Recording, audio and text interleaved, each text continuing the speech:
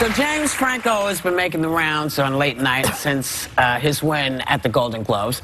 But there's one question that keeps coming up. Take a look. You were wearing a Time's Up button, like a lot of guys at the show, and some women during your time on stage said that was hypocritical. They went to Twitter and said that was hypocritical based on their experiences that they've had with you. They made some allegations. Well, the ones I read were not accurate. There are people, women and others who have not been a part of this conversation, and I truly believe, and why I was wearing the pin, is that they need to be a part of this conversation, and so I support that. So this morning, more women came forward with sexual harassment claims against him. So where are we in all of this? Is it that we're trying to figure out which ones are accurate, or are we giving it any time? What's happening? That word accurate struck me just now. Because when you say something is not accurate, that means it could be true partly. It's not, he didn't say it's not true. He said it's not accurate. It's a little different, don't you think? There's a nuance to what he's saying. Yeah. So if he, let's say the girl accused him of whipping it out or whatever it is they're doing these days, and he didn't quite do that, but maybe he forced her to look at it or something else, so it's not exactly accurate. You know what I'm saying? I think you have to. Yeah, I think you have to look at these on a case-by-case basis. Right now, we are in the Me Too movement, and as somebody that prosecuted sex crimes, I'm thrilled that women are banding together and feeling brave enough to come forward and empower. And I think that's amazing. But there's the other side that people aren't really talking about, which is there is this, you know, we're hearing that some people are coming forward, and maybe are they all being truthful? And so you almost have to look at it a case-by-case basis, because if you look at the 5 accusers that have come out against James Franco, and I'm not saying that they're lying, most of them have said, well, we were in an acting school, and he made me undress during a nude scene, and that made me feel uncomfortable.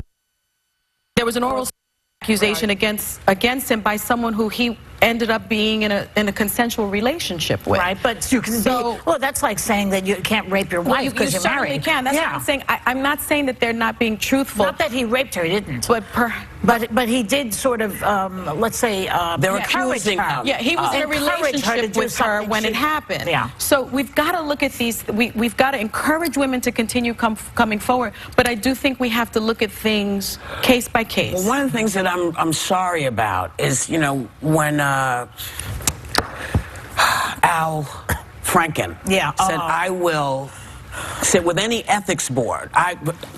Put me through the See, I want that. I don't want to disappear people before they've gone through the through the thing. Because for me, I mean, we've lost a really good senator. I don't know the new senator, but I know that he worked his behind off a lot because of who his wife is, and she helped him understand really what was at stake for folks. But so I want an ethics board. I want some board to take over some of this stuff, so we can say, okay, yeah, this is what you did, and that makes sense to us. You need to get your behind out of here.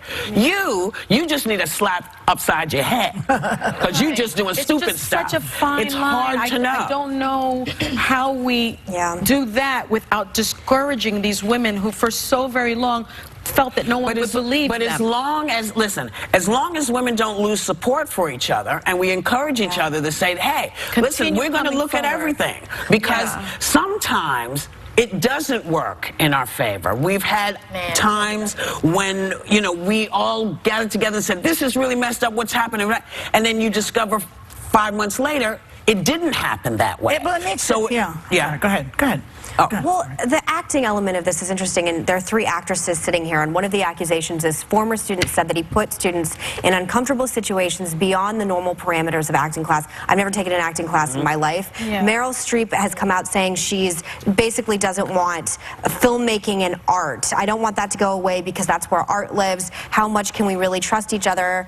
Here's the main thing, how physically, emotionally dangerous acting can be. I think a lot of times times people don't really know what's, like the word sexual harassment is kind of like, what does that mean? So a lot of times I think what happens is people don't really, they know that they felt weird in a moment, they know that they felt uncomfortable, they didn't know how to explain it, and then it's not until moments later that they see, oh, wait a minute, that's what that was. Yeah, right. That's I was being sexually harassed, and then they're ready to come out. So I think in those kinds of situations, people don't know where to draw the line. Sometimes when you're starting out new in something, or when you're in a different situation, you're experiencing something for the first time, you're like, well, maybe I'm supposed to agree with this. Maybe I'm supposed to go along with this. But you also said, Whoopi, that where are we at now? I think that we're also sorting out the false equivalencies, too.